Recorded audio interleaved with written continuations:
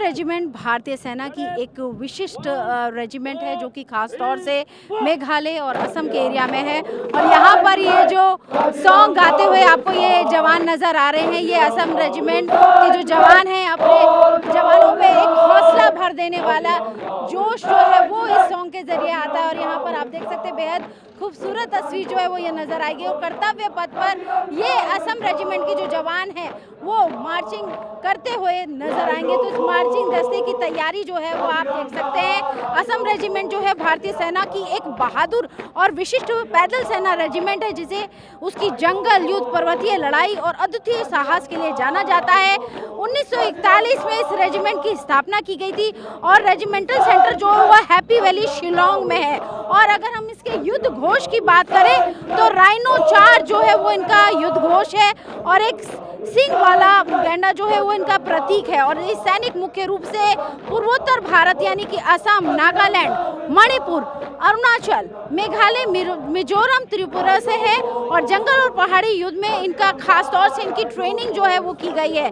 तेज, आक्रामक और सहनशील पैदल सेना जो है ये है रेजिमेंट। और एक तरीके से बड़े साहस के साथ ये अपने तमाम ऑपरेशंस को जो है वो करती है और कर्तव्य पथ पर परेड करते हुए ये जवान नजर आएंगे। तो यहाँ पर हम आपको सीधी तस्वीर दिखा रहे हैं और ये जो वहाँ पर रेजिमेंट के अंदर जोश भर देने वाले गीत से लबरेज जो तैयारी है वो भी हम आपको दिखा रहे हैं। और इस पर बात करने के लिए हमारे साथ जुड़ रहे हैं असम रेजिमेंट से आयरन देवलेकर। सर, आपका TV9 पर स्वागत है। सर, हम देख रहे हैं कि यहाँ पर ये जो अभी सॉन्ग जो गाया हमारे जवानों ने असम रेजिमेंट के, पहले तो सर सबसे पहले उसके बारे में बताएं। ये जो सॉन्ग इन्होंने गाया था इसका नाम था काजीरंगा विल शाइन। तो इसका ये इम्पोर्टेंस है, जैसे आपने पता होगा असम में काजीरंगा नेशनल पार्क है and Kaziranga national park one horn rhino के लिए बहुत ज़्यादा फेमस है। एंड जैसे हमारे आप रेजिमेंट का एम्बलम देखोगे हमारा राइनो है। सो ये गाना उसी के ऊपर बनाया गया है कि काजीरंगा हमेशा चमकते रहना चाहिए, हमेशा आबाद रहना चाहिए। तो ये गाना उसी के बारे में था। सर, असम रेजिमेंट के बारे में थोड़ा सा बताएं, कितने दिनों से आप लोग इसकी तैयारी कर रहे हैं और किस तरह से अपने तमाम ऑपरेशंस को जो है असम रेजिमेंट करती, क्योंकि पूर्वोत्तर का अगर हम पूरे इलाके को देखें तो बहुत टफ टेरेन है, बहुत मुश्किल होता है। जी, हमारी प्रैक्टिस चल रही है सितंबर से। एंड सितंबर से अगर बताऊँ ये पूरा कंटिजेंट 144 बंदों का है एंड उसमें 2 अफसर्स है और 4 JCOs है। और नॉर्थ ईस्ट का अगर कहा जाए टेरेन आपने जैसे कहा बहुत ज़्यादा मुश्किल है, पर ये बंदे जैसे वहाँ से ही अपने पले बड़े हैं, बचपन से वहाँ से है, तो इनकी ऐसी नॉर्मल बॉडी कंपोनेंट्स ही वैसे है कि वो एक्लेमेटाइज हो जाते हैं बहुत ज़्यादा एंड बहुत ज़्यादा एक्टिव होते हैं। असम रेजिमेंट की अगर हम इतिहास की बात करें तो कई युद्धों का ये हिस्सा भी रही है। उस गौरवशाली इतिहास को लगातार आगे बढ़ाते रहना, जो नए कंटिजेंट्स हैं उनके भी शोल्डर पे है, आपके भी शोल्डर पे है, इसको कैसे देखते हैं सर? इसको यही है कि आज जैसे आप देख सकते हो कि हमारा जो कमरबंद है, तो मतलब जो हमारा स्लैशो है उस पर जितने सारे नाम लिखे हुए हैं वो सारे बैटल ऑनर्स हैं। मतलब जहाँ जहाँ हमने लड़ाई लड़ी वहाँ के जो इम्पोर्टेंट पोस्ट है या इम्पोर्टेंट जगह है उनको हमने कैसे हासिल किया वो इस स्लैश में दर्शाया जाता है। तो यही हमारा बहुत ही शानदार इतिहास रहा है अलग रेजिमेंट से। सर से भी बात करते हैं, गौरव सर से। सर, आप बताइए कैसे आप फौज का हिस्सा बने और अभी असम रेजिमेंट का आप हिस्सा हैं, उसके बारे में बताइए कि कैसा पूरा ओवरऑल आपका एक्सपीरियंस है।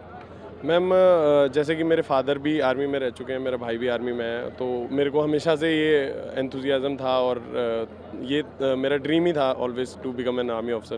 तो फिर उसके बाद मैंने अपना एग्ज़ाम दिया NDA से, फिर IA में जाके फिर मैंने आसाम रेजिमेंट चूज़ की, क्योंकि मेरे एक DS हुआ करते थे, उनसे मैं बहुत इंस्पायर हुआ कि वो भी आसाम रेजिमेंट के हुआ करते थे, तो मैंने भी आसाम रेजिमेंट चूज़ की।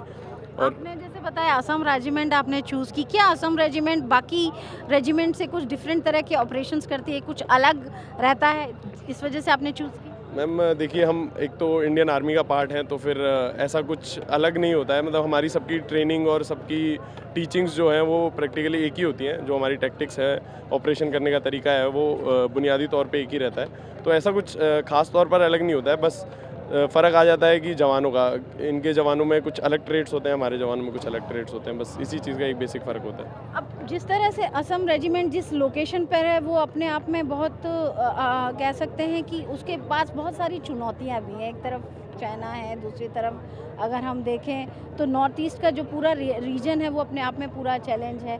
तो उसके लिए कैसे खुद को तैयार रखते हैं? मैम ये थोड़ा आपको मिस इन्फॉर्मेशन है, मतलब ऐसा नहीं है कि हम बस आसाम में डिप्लॉयड रहते हैं। हम जैसे यूनिटें हमारी जम्मू में भी डिप्लॉयड होती हैं। वी आर डिप्लॉयड, मतलब हम अलग अलग जगह पे डिप्लॉयड हैं सारे। ऐसा कुछ नहीं है कि हम सेंट्रली नॉर्थ ईस्ट को गार्ड कर रहे हैं, ऐसा कुछ नहीं है। हम अलग अलग जगह पे डिप्लॉयड रहते हैं और फिर उस टेरेन के हिसाब से हम अडेप्ट करते हैं। बस असम रेजिमेंट की ये बात है कि असम रेजिमेंट में असम के ट्रूप्स ना होके पूरे 7 सिस्टर्स के ट्रूप होते हैं। तो आपको सारे जितने भी नागालैंड, मणिपुर, मेघालय, जितने भी सारे स्टेट्स है वहाँ पे 7 सिस्टर्स में, उनके सारे ट्रूप कॉम्पोजिशन है हमारा, और वही खास बात है असम रेजिमेंट। 7 सिस्टर्स के सारे ट्रूप्स इसमें रहते हैं, लेकिन जैसे मैंने बोला कि उस रीजन की भी अपने आप में एक चुनौती होती है वहाँ पर, तो मैं उस चुनौती को थोड़ा सा समझना चाह रही थी। उस चुनौती का यही है कि अभी जैसे मणिपुर का हमें पता है, मणिपुर में जैसे ट्राइब्स में लड़ाई है, सारी चीज़ें हैं, तो ये तो उनकी मैं कहूँगा कि एक असम रेजिमेंट का ही वो पूरा एरिया नहीं है। वो हर एक, अब जैसे वहाँ पे अलग अलग रेजिमेंट्स पोस्टेड है, तो वैसा कुछ अलग सा कुछ ऐसा ये नहीं है हमारा।